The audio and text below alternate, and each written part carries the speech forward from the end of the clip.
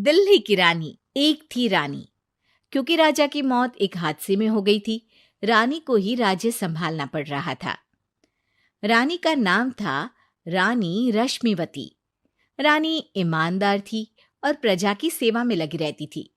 एक दिन उसके दरबार में 3 नौजवान आए, रमेश, सुरेश और दिनेश। कहो, क्या सहायता कर सकती हूँ मैं तुम्हारी? हम आपके दरबार में काम करना चाहते हैं ताकि जनता की सेवा कर सके। लेकिन अभी तो तुम्हारी उम्र बहुत छोटी है। तुम लोगों को तो अभी अपनी पढ़ाई पर ध्यान देना चाहिए। हमारा मन पढ़ाई में नहीं लगता। माता पिता को लगता है कि हम किसी के लायक नहीं हैं और हम साबित करना चाहते हैं कि हम लायक हैं। उत्साह बहुत अच्छा है, मगर अभी उम्र कच्ची है तुम लोगों की।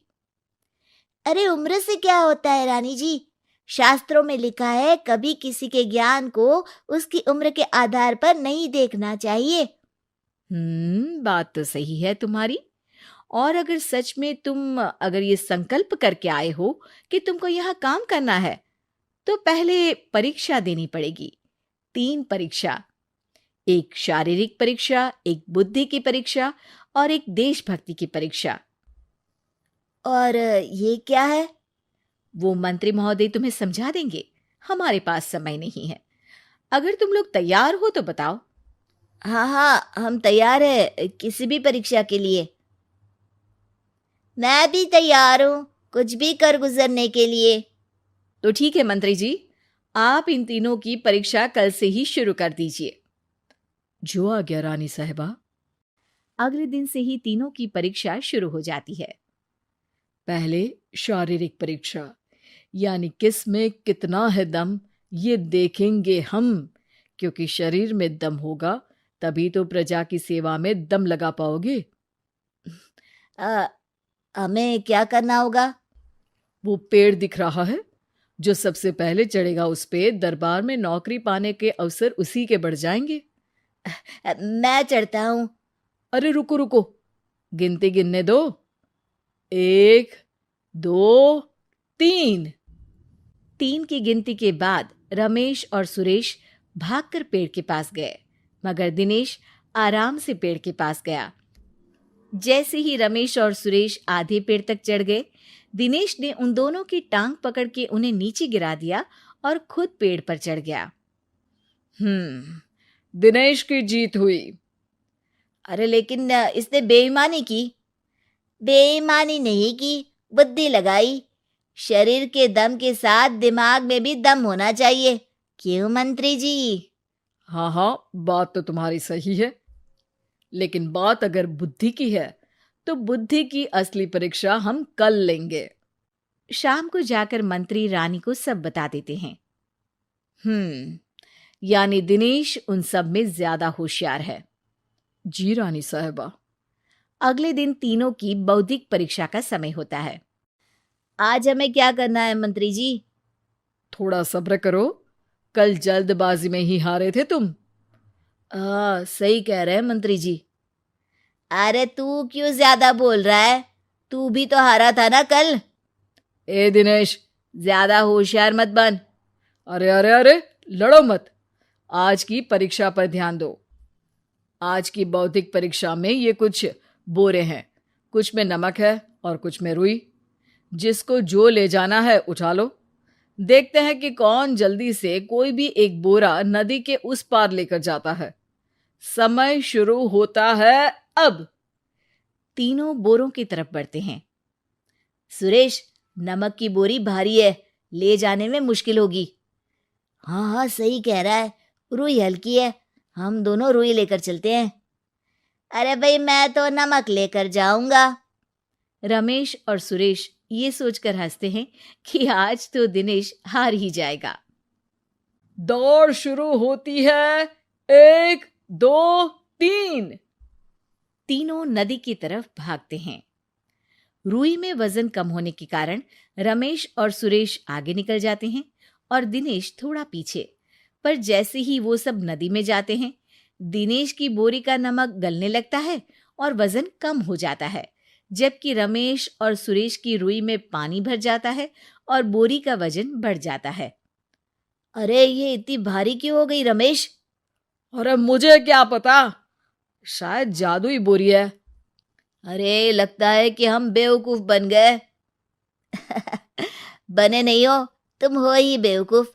इतना तो पता होना चाहिए कि पानी में नमक गल जाएगा। दिनेश का पूरा नमक गल जाता है और बोरी खाली हो जाती है। वो जल्दी से रेस पूरी कर लेता है। इस परीक्षा के विजेता भी दिनेश ही है। उसने दिमाग लगाकर दिखा दिया कि वो बौद्धिक परीक्षा में भी रमेश और सुरेश से आगे है। अब कल तुम्हारी देशभक्ति की परीक्षा होगी, जो स्वयं रानी मां लेंगी। रात को फिर मंत्री रानी के पास जाकर बता देते हैं कि आज की परीक्षा में कैसे दिनेश ने अक्लमंदी दिखाई और बौद्धिक परीक्षा में भी उसी की जीत हुई। अरे वाह, दिनेश तो हमारे बहुत काम आ सकता है।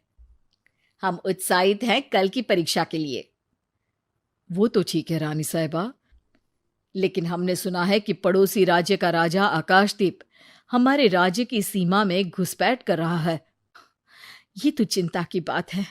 हमें जल्द ही कुछ करना चाहिए। अगले दिन रमेश, सुरेश और दिनेश अपनी आखिरी देशभक्ति की परीक्षा के लिए दरबार में आते हैं। प्रणाम रानी साहिबा। नमस्कार रानी जी। प्रणाम रानी माँ। हमने तुम्हारी परीक्षा पर गौर किया। दिनेश आगे हैं। हम तुम तीनों में से किसी दो को ही दरबार में काम दे सकते हैं। किसी एक को आज जाना होगा। तो देशभक्ति की परीक्षा के लिए तैयार हो?